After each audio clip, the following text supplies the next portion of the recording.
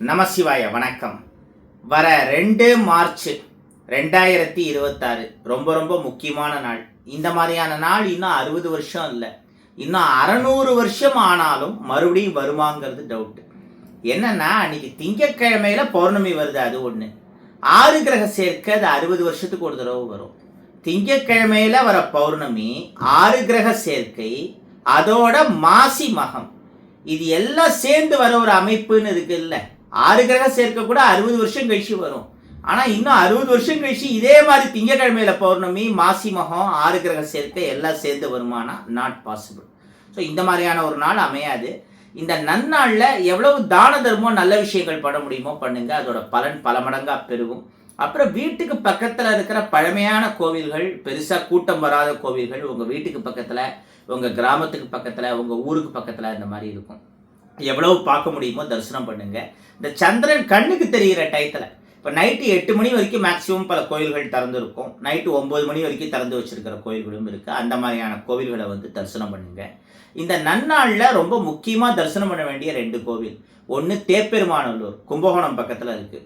யார காலை வச்சா மறுபிறவி வராதும்பாங்க. அகஸ்தியர் இங்கே தரிசனம் பண்ண வந்தார்.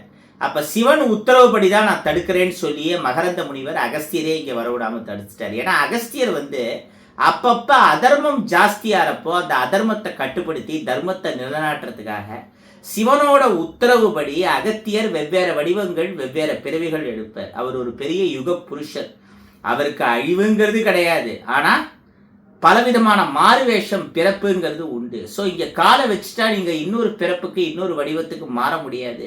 சிவனோட உத்தரவு, நீங்கள் இங்கே வர வேணாம் அப்படின்னு சொன்ன உடனே அகத்தியர் அதை புரிஞ்சுட்டு வெளியிலேருந்தே சிவனை தரிசனம் பண்ணிட்டு கிளம்பிட்டார். இப்படி ஒரு கதை இங்கே இருக்குது. இப்பேற்பட்ட இந்த கோவிலில் நம்ம காலை வைக்கிறதுங்கிறது எவ்வளோ பெரிய புண்ணியம் பாருங்கள்.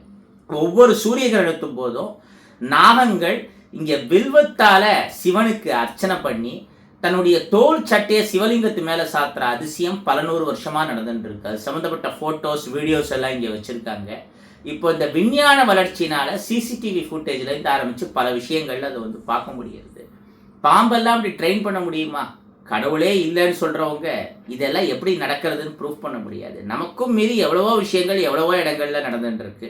அதில் இந்த தேப்பெருமாநல்லூர் ரொம்ப ரொம்ப முக்கியமானது. வர 2ஆம் தேதி மார்ச் திங்கக்கிழமை இன்னைக்கு 4,16,00,000 ருத்ராட்சங்களை இங்கே சாத்துறாங்க. தமிழ்நாட்டோட மொத்த மக்கள் தொகையே ஒரு 8 கோடிக்குள்ளே இருக்குங்கிறாங்க. தமிழ்நாட்டு மக்கள் தொகையில் பாதி பேர், 4 கோடி பேருக்கு ருத்ராட்சத்தை டிஸ்ட்ரிபியூட் பண்ண முடியும். அவ்வளோ ருத்ராட்சத்தை இந்த ஒரு இடத்துல, இந்த ஒரு சிவன் கோயிலில் சாத்துறாங்கன்னா யோசிச்சு பாருங்க எவ்வளோ பெரிய புண்ணியம்னு. டைம் கிடைக்கிறவங்க அன்னைக்கு இந்த கோயிலை தரிசனம் பண்ணலாம். இன்னொன்று காஞ்சிபுரத்தில் இருக்கிற சித்திரகுப்தன் கோவில். பார்வதி ஒரு தங்கத்தட்டில் ஒரு உருவத்தை வரைய, சிவன் அதை பார்க்க அந்த உருவத்திலேருந்து சித்திரகுப்தன் வர. கிட்டத்தட்ட 11,000 ஆண்டுகள் பிரம்மா மனசில் ஒரு சித்திரத்தை நினைக்கிறார்.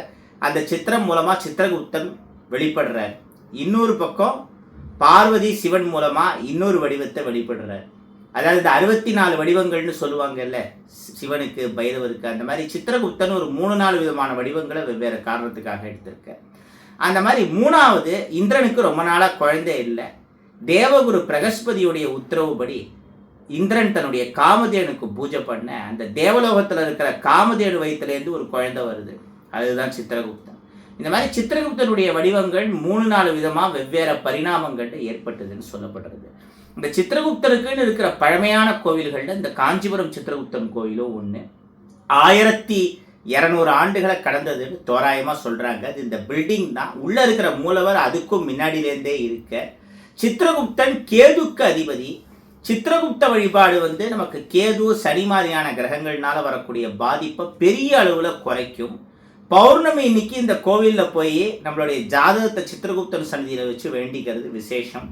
அதுவும் இந்த நாள் வந்து ரொம்ப ரொம்ப அதிக புண்ணியத்தை தரும்.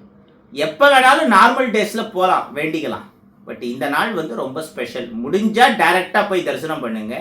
இல்லைன்னா மார்ச் 2ஆம் தேதி அந்த நன்னாளில் இந்த வீடியோவை மறுபடியும் கேளுங்க, திரும்ப திரும்ப ப்ளே பண்ணி கேளுங்க. இந்த மாதிரியான விஷயங்களை இந்த நாளில் கேட்குறதே புண்ணியம். கற்றலை விட கேட்டலே நன்றுன்னு வள்ளுவர் கூட சொல்லியிருக்கார். நம்ம ஒரு விஷயத்தை 4 பேருக்கு சொல்கிறோம்னா அதை முதல்ல நம்ம ஃபாலோ பண்ணணும். அதுதான் என்னுடைய கொள்கை. வர 2ஆம் தேதி இவ்வளோ முக்கியமான நாள். அப்படி இருக்கிறப்ப நான் மட்டும் வீட்டில், ஆஃபீஸில் உட்காண்டிருப்பேனா? அதான் இல்லை. பல கோயில்களை காலையிலேருந்து நைட் வரைக்கும் அன்றைக்கி நான் பார்த்துட்டு இருப்பேன். ஆனால் நம்ம ஆஃபீஸ் ஓப்பனில் தான் இருக்கும். ஆஃபீஸ் பர்சன்ஸ் யாராவது ஒருத்தர் 2 பேர் இருப்பாங்க. இந்த பவுலில் போட்டு மாலை பிரேஸ்லெட் மாதிரியான விஷயம்லாம் எப்படி சங்கல்பம் பண்ணி கொடுக்கறதுங்கிறது நம்ம ஆஃபீஸில் இருக்கக்கூடிய பர்சன்ஸுக்கு தெரியும். டைரெக்டாக இன்றைக்கி நல்ல நாள் ஆஃபீஸில் வந்து நேரடியாக வாங்கிக்கணும்னா வாங்கிக்கலாம். ஆனால் அன்று எடுத்து கொடுக்கறதுக்கு நான் இருக்க மாட்டேன் அப்படிங்கிறதையும் தெரிவிச்சுக்கிறேன். அவன் அருளாலே அவன் தாழ் வணங்கி வாழிய செந்தமிழ் வாழ்க நற்றமிழர் வாழிய பாரத மணித்திருநாடு. நன்றி, வணக்கம்.